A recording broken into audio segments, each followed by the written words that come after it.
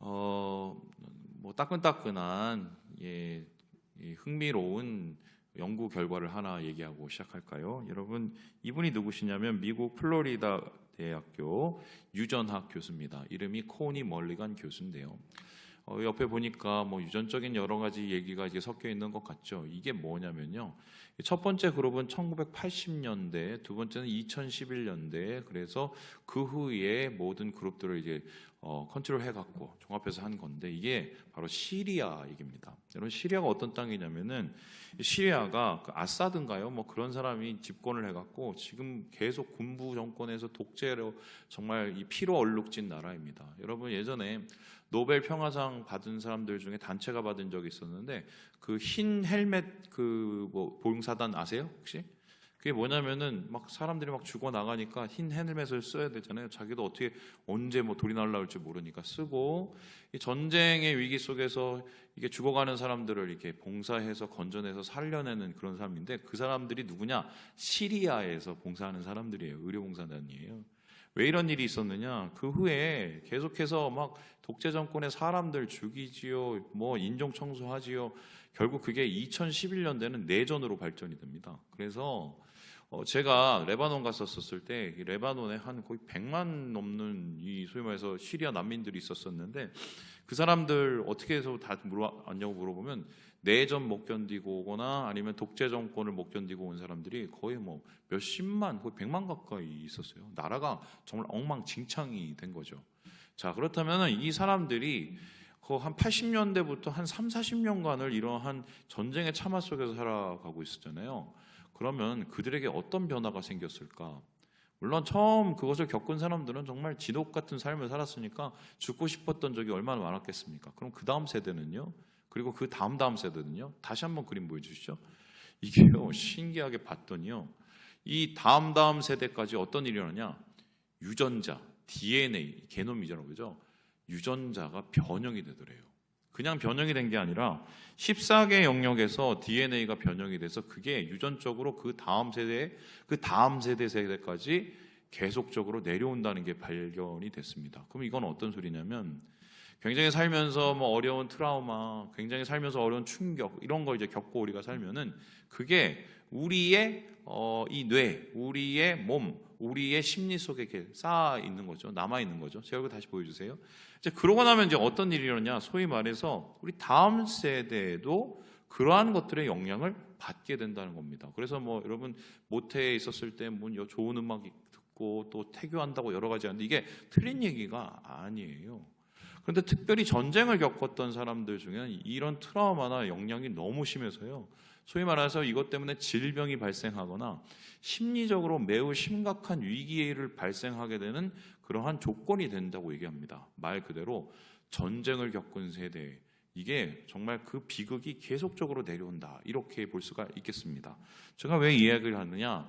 오늘 우리가 읽은 이 말씀의 주인공 바로 므낫세가 이것과 좀 상관 있는 삶을 살았기 때문인데, 이 역대하 32장 33절에는 므낫세의 시작을 이렇게 이야기하고 있습니다. 우리 같이 한번 읽어보도록 하지요. 시작.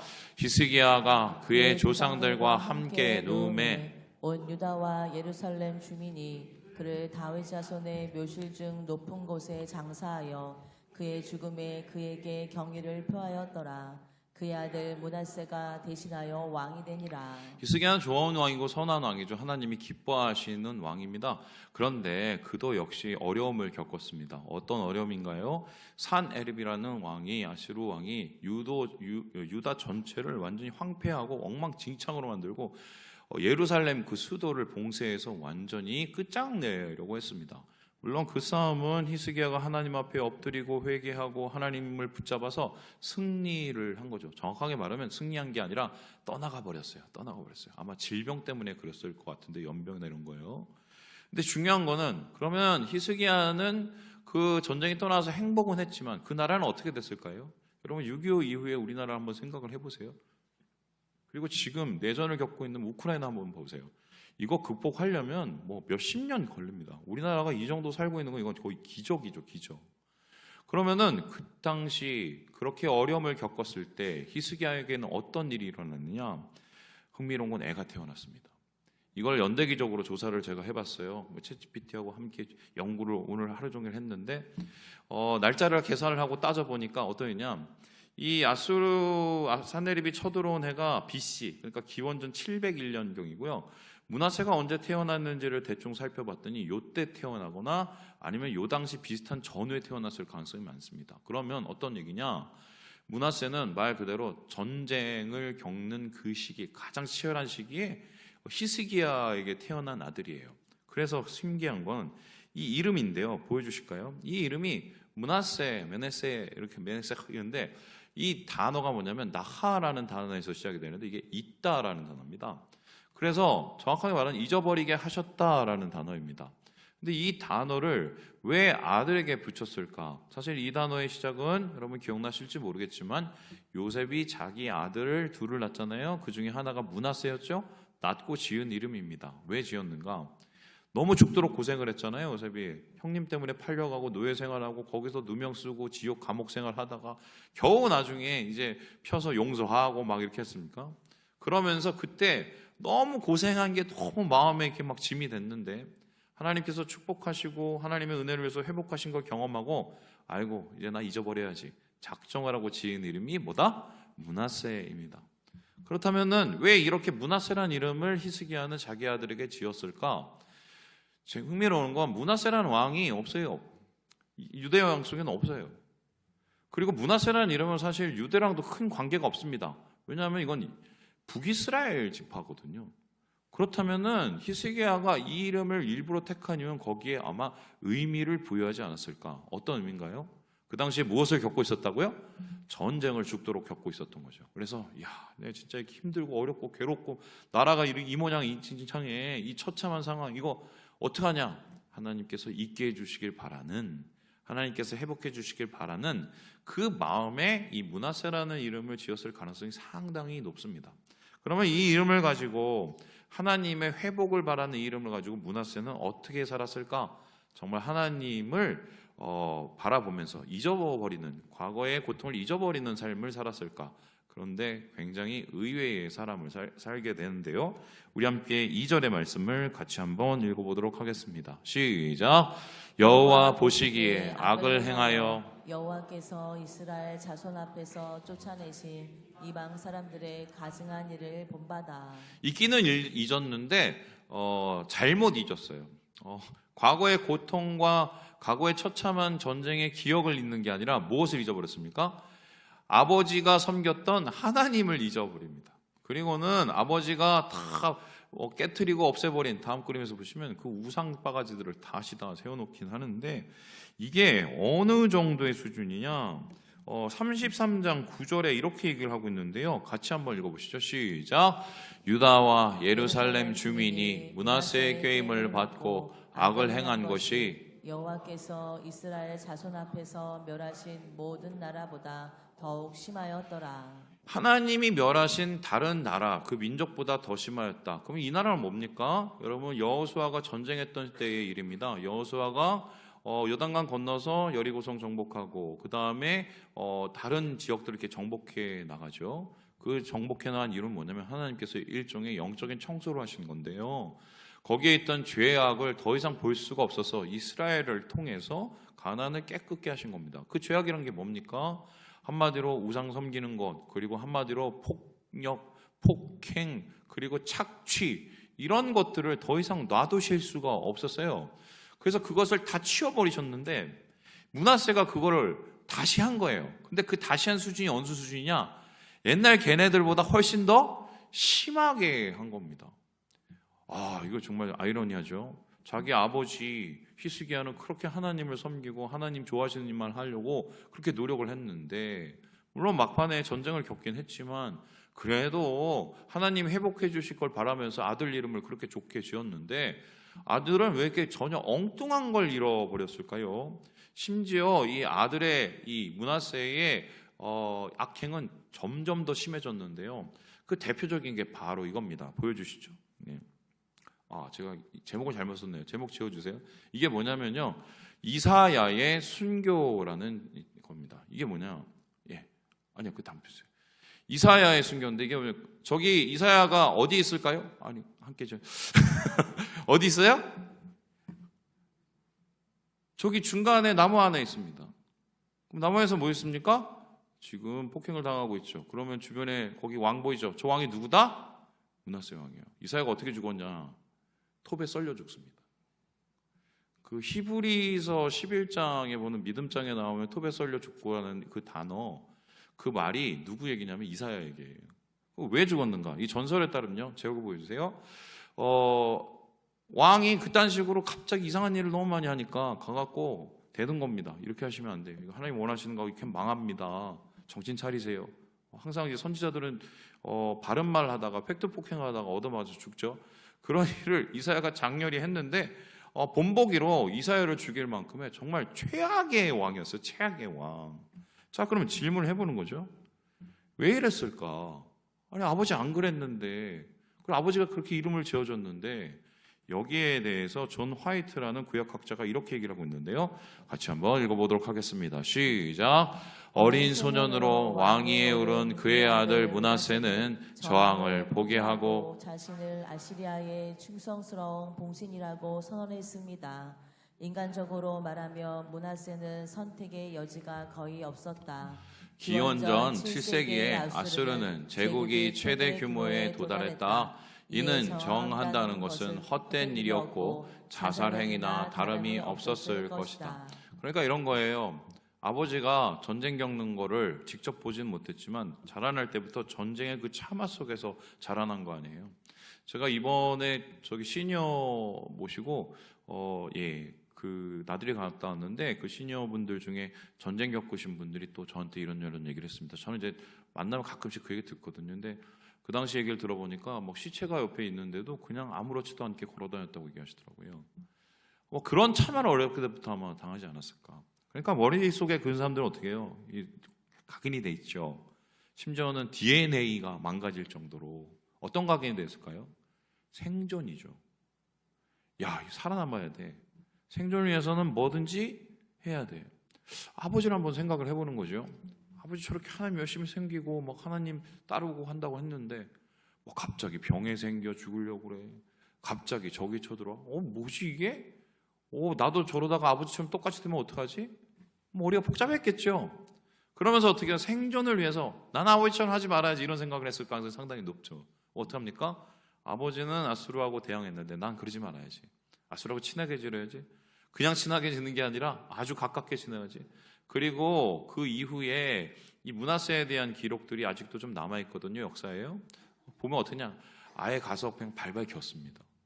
저는 신합니다 하고 그냥 엎드러지고 거기서 끝나는 게 아니라 심지어는 무슨 전쟁에서 야 니네 군대 좀 갖고 와봐 이러면 이집트하고 전쟁할 때도 그냥 자원해서 전쟁에 뛰어들 정도로 말 그대로 아수르의 뭐 충직한 개가 됐어요. 개가. 여러분 이 정도 되면은 아수르가 어여삐 여겨줘야 되겠죠. 그래 너 그래 이때까지 한 거 내가 보니까 니네 아버지처럼 내가 그렇게 괴롭히진 않을게 이렇게 해야 되지 않습니까? 그런데 흥미롭게도 오늘 말씀에 그 얘기가 이렇게 끝나는데요. 보여주시죠. 이 사람이 쇠고리야 쇠창살에 아주 그냥 갇히고 또한 매여서 소위 말해서 아수르로 끌려갑니다. 여기에 보니까 뭐 바벨론에 끌려갔단 말이 나오는데 이건 바벨론에 끌려간 게 아니라 정확하면 아수르가 그 당시에 세력이 팽창하면서 바벨론을 거의 멸망시킬 뻔했거든요. 아마 거기까지 끌려갔던 것 같아요. 먼 길을 1000km를 따라서. 왜 이렇게 됐을까? 신기하지 않습니까? 아수르를 섬겼으면 아수르가 끝까지 책임져 줘야지. 학자들은 여기에 대해서 어떻게 해석을 하냐면 이렇게 해석을 하는데요. 라인을 잘못한 거예요. 이게 아수르도 보면은 왕이 계속 연결이 되지 않습니까? 근데 장자가 세워지는 게 아니라 그 다음에 보면은 뭐 우리나라 이방원처럼 막 뭐 왕자의 난 일어나고 거기서 어떻게 해요? 라인 잘못하면은 그 라인 잘못된 라인 타고 있었던 사람들 완전히 끝장이 나버리죠.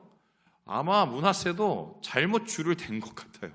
그래서 자기가 붙잡았던 그 라인이 썩은 동아줄이 돼갖고 말 그대로 고초를 당하고 이렇게 심각한 상황까지 가게 되었다. 거의 죽을 뻔한 건데 중요한 거는 여기에서 므낫세가 무엇을 하였을까? 이렇게 기록을 하고 있는데 우리 12절의 말씀을 같이 한번 읽어보도록 하겠습니다. 시작.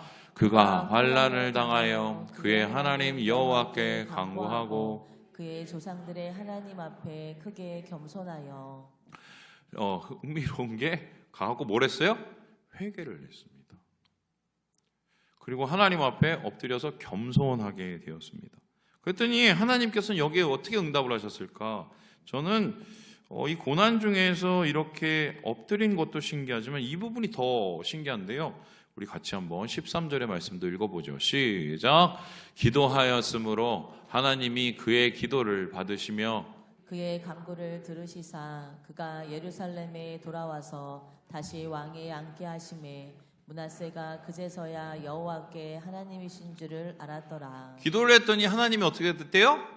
받으셨대요. 그리고는 어떻게 해요? 용서해 주시고요, 회복시켜 주시고요, 다시 왕위를 이어갈 수 있도록 돌아오게 하신 겁니다. 그래서 그 이후에 므낫세가 6, 7년 동안 다시 그 왕위를 이어가면서 회개의 삶을 살죠. 그리고 자기가 세워놨던 우상들 다 집어치고 다시 자기가 훼손한 성전들 다시 다 복구하고 이런 일들을 하게 되는데, 저는 뭐가 신기하냐면, 아니 가나안 민족보다 더 엉망진창이고 하나님의 극단적인 이 분노를 일으킬 정도의 죄악을 저지른 이 사람의 회개도 하나님이 들어주시네?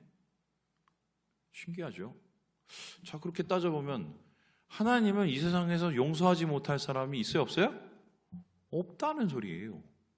왜냐하면은 성경에 이스라엘의 역사 중에 제일 못된 왕이 북에는 아합이요, 남에는 므낫세거든요. 근데 이런 므낫세조차도 회개하니까 하나님이 어떻게 해요? 용서를 해주세요. 그냥 용서해 주세요. 야, 너 그래도 너 잘못했으니까 너 꽤 오래 살아야 돼. 너 이게 아니에요. 회복시켜 주셔서 다시 왕위를 복권시켜 줬단 말이에요. 자, 그러면 이 사람 도대체 어떻게 기도를 했길래, 하나님 앞에서 어떻게 기도를 했길래 하나님이 이렇게 설득을 당하셨을까? 이런 질문이 되잖아요. 그래서 이 므낫세의 기도에 대해서 알고 싶은데 성경에는 나와 있지 않아요. 그런데 흥미롭게도 이 므낫세의 기도가 남아 있습니다. 어떻게 남아 있느냐? 외경으로 남아 있어요. 므낫세의 기도라는 아예 이 기도문이 전해져 있는데, 아마 이제 학자들은 이게 기원전 2세기경, 100 몇십 년경에 쓰여진 게 아닌가 싶은데, 이게 구전에 의해서 쓰여졌는지 아니면 누가 창작을 했는지 정확하지가 않아요. 그래서 이 기도문을 정경으로 적진 않았습니다. 그런데 이번 주 저희가 말씀 나눴죠. 루터 같은 경우는 이 기도문을 보고 은혜를 받아서 역대기 제일 마지막 부분에 그냥 별첨을 해서 이 므낫세의 기도를 이렇게 첨가시켜 놨어요. 그러면은 이 기도를 보면 대충 하나님을 설득시킨 이 회개의 기도가 어느 정도였는지 우리가 살펴볼 수 있겠잖아요. 제가 히브리어 원문을 가지고 이거를 구글 번역기로 돌려서 다시 제가 해석을 해갖고 다듬어 놓은 게 있는데요. 주요 부분을 제가 한번 읽어보도록 하겠습니다.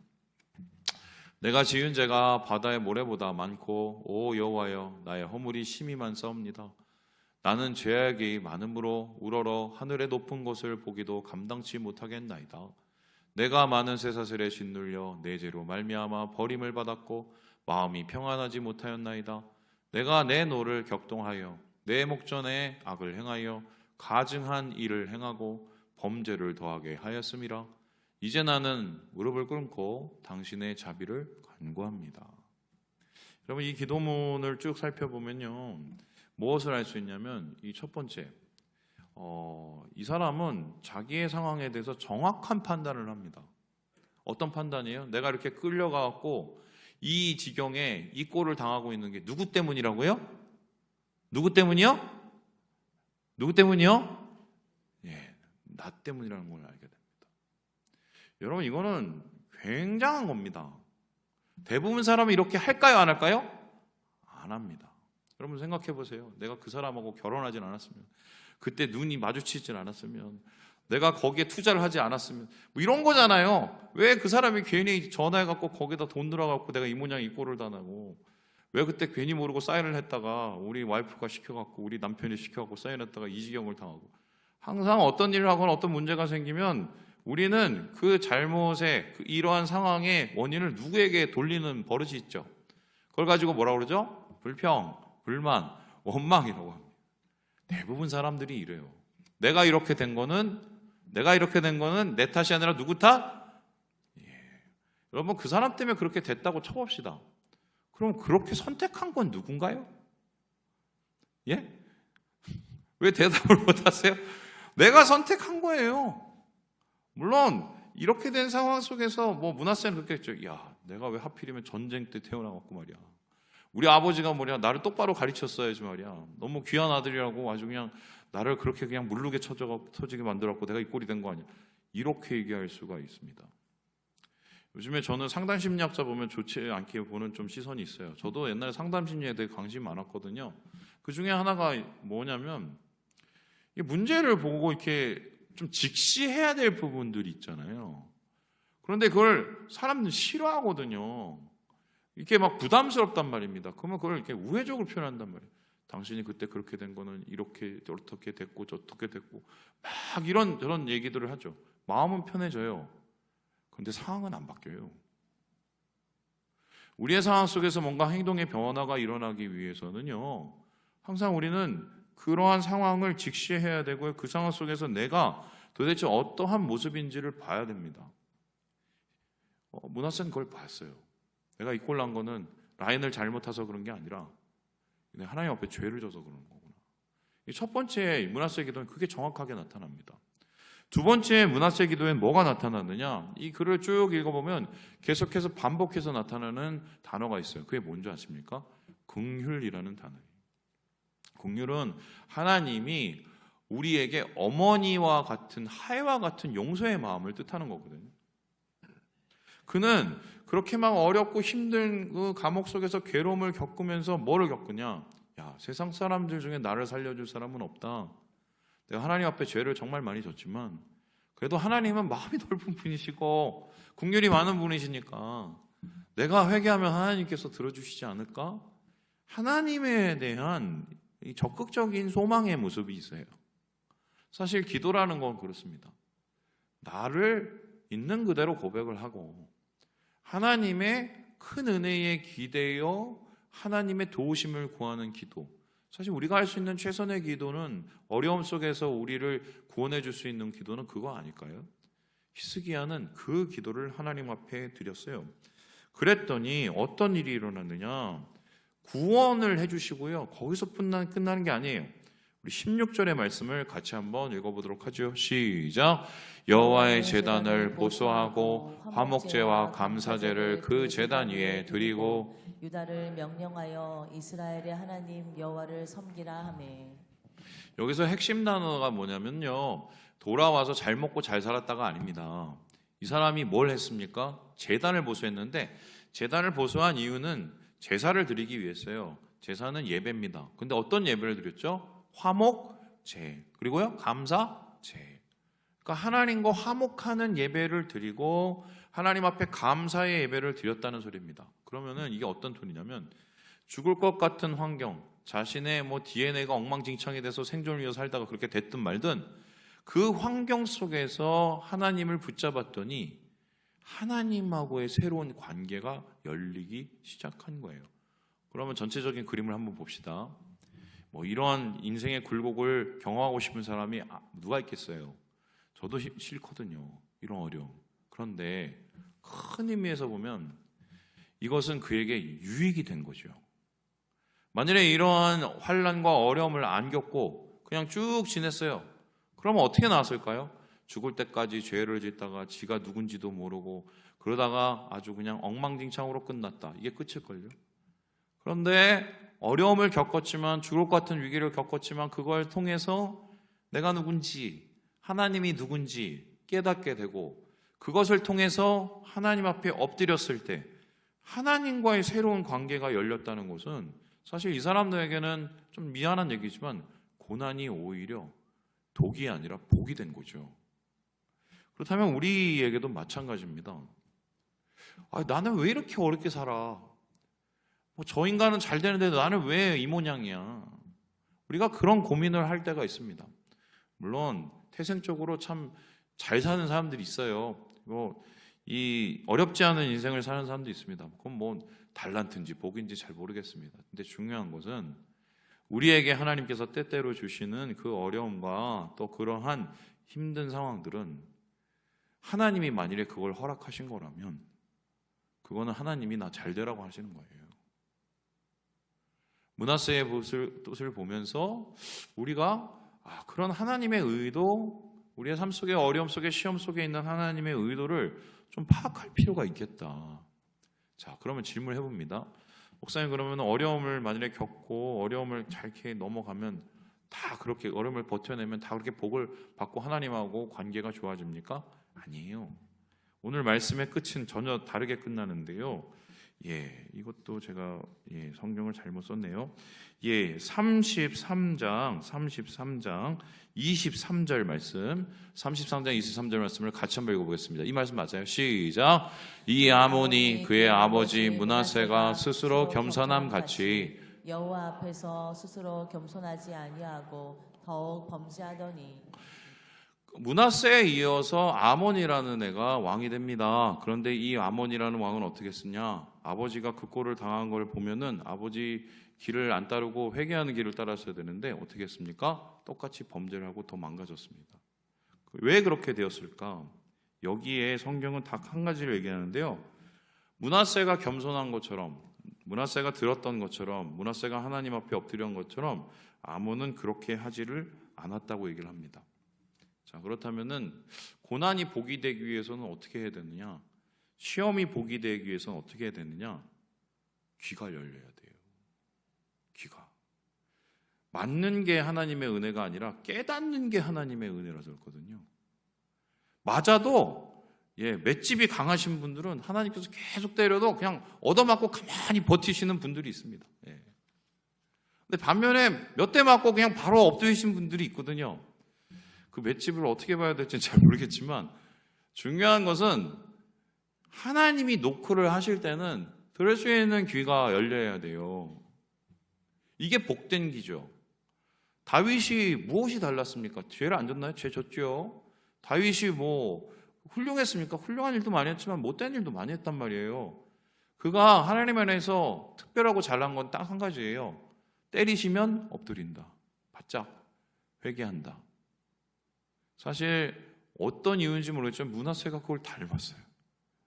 결국 하나님 앞에서 이렇게 회개한 므낫세의 회복을 누리고 반면에 듣지 않고 귀가 열리지 않은 아몬은 정말 비참한 삶을 죽거든요. 얼마 되지 않아서.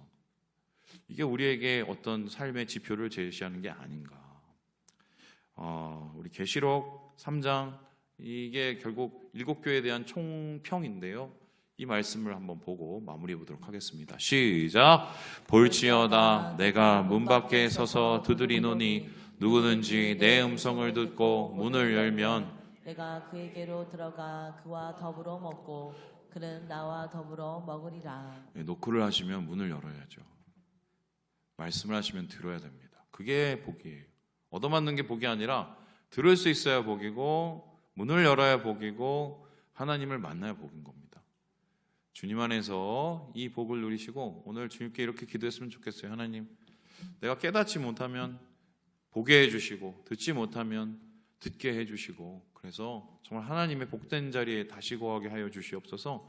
이런 마음으로 또 오늘 기도하시고 주의 음성 들으시고 응답받으시는 우리 사랑하는 모든 형제 자매들 되시길 주님의 이름으로 축원합니다.